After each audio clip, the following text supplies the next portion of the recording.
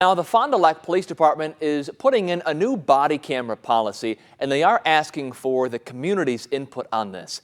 NBC 26's Noelle Friel reports.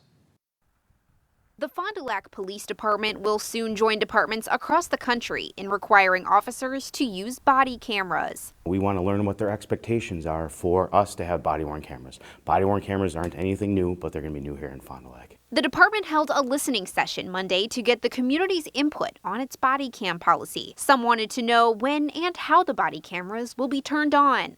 Will the body cameras be automatically triggered, or is this something that officers are going to have to remember to turn on?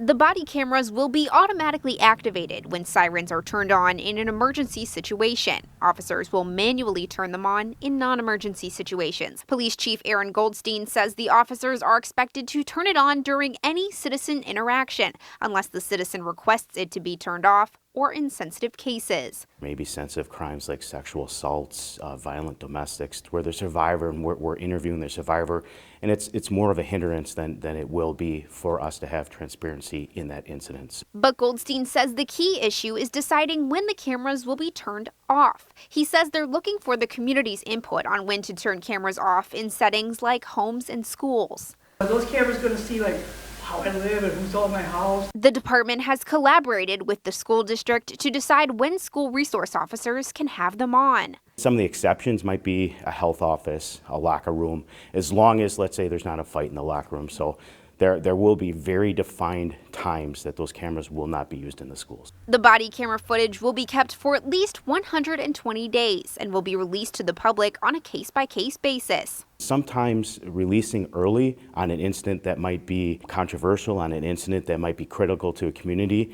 helps the community be informed. In Fond du Lac, Noelle Friel, NBC 26.